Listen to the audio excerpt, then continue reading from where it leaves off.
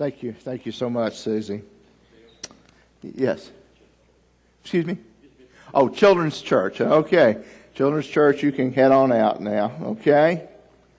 All right. And we'll get that taken care of.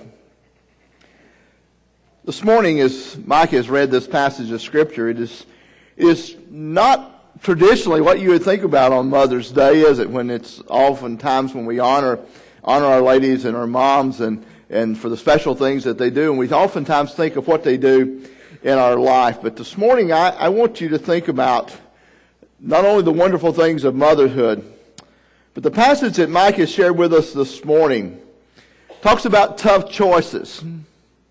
Tough choices that not only men and women have to make on a daily basis, but the challenges of life that we sometimes face when there are things that we don't want to face. And I can't imagine anyone who makes any tougher choices than a parent. Can you?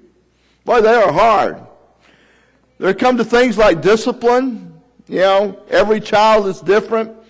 Just kind of like when you work with them in Sunday school or in life in general. How do you teach them all of those things that they so desperately need to know? It's a challenge, isn't it? God does it in such a unique way here, doesn't He? We see mothers challenged in times of trouble and difficulty. And the real question, really kind of becomes, is not what should I do as a mom or what should I do as a dad, but what should I do as a woman, or what should I do as a man to bring honor to God and honor to my family and honor to those who are around me? How do I live my life that way? Well, the Bible tells us that the just shall live by faith, doesn't it? That we should trust God in everything we do. What should I do as an individual to make sure that I honor God and I live by faith and I trust God for my daily living, for the substance of my life and what I do to honor Him?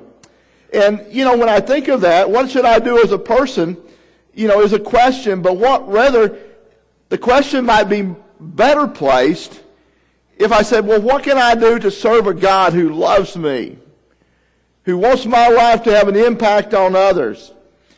And what am I afraid of? And what are the ultimate consequences if I do or do not serve God?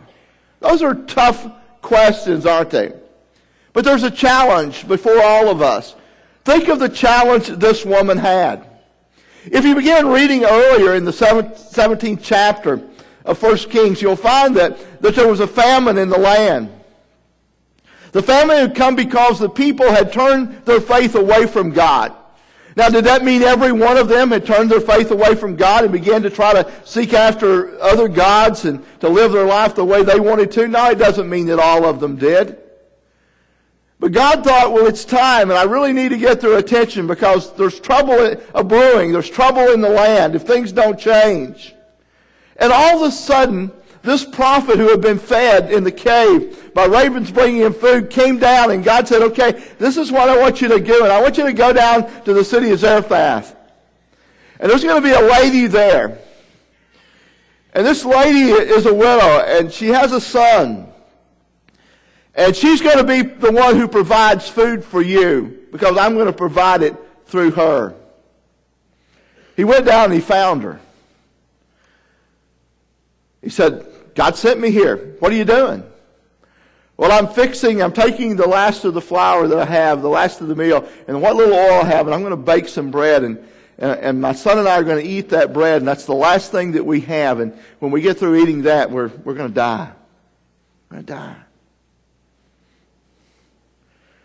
Can you imagine what she must have felt like when God's man, the prophet Elijah, said, well, just fix me some too. Give me a loaf of bread too. She had just told him that's all she had. What in the world could he even imagine? Would this prophet of God take bread from a child's mouth who was going to go hungry than die, or a woman of faith who would walk? You see, that was a challenge, folks. That was a tough challenge. And the challenge was really not who was going to live and who was going to die. That wasn't the challenge. Because without substance, without food, all of them were going to die. And the reality is that the only hope they had, her, Elijah, and anyone else who was there, the only hope they had was to obey God. Could God provide for them? Yes, He could. Would God provide for them in their faithfulness? I think so. The problem comes is that when God is speaking to us and He speaks in ways that we don't expect it to happen, that we don't listen. And so the first thing I want to talk with you is about today is that in her story we find out that God speaks sometimes to us in the most unusual ways. And when God speaks to us in those unusual ways, the thing that we really need to do is we need to hear what God is saying. We need to listen to Him. God doesn't always speak to us like we would like Him to. Matter of fact, it would have been far better if the prophet had came to that woman and said, "Oh, that's okay. You know, God's got meal for you, and He's got oil for you, and you're going to be okay, and you're going to be sustained, and you and your son are not going to go hungry. You and your son are not going to die. God's got a way of providing that for you." Well, that would have been a fun thing to hear, wouldn't it? But God didn't say it that way. You know, God doesn't always tell us what we want to hear. You know, it's one of our nature of saying, well, everything's going to be okay. The woman had looked at the circumstances. She knew that things weren't going to be okay. Physically speaking, she gave a fair assessment of what was going to happen. But when God's man spoke to her, when God revealed Himself to them, when God began to speak even in circumstances when she had evaluated and thought that this is the only way that anything could happen, all of a sudden God sent someone and God spoke to them in the most unusual ways, and God asked of them, "Will you trust me with the last thing you have?" Wow. Sometimes it gets tough, doesn't it? God expects us to hear Him. As believers, God expects us to listen to Him.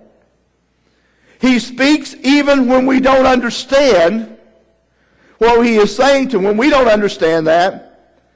And we sometimes really don't understand what His plan is.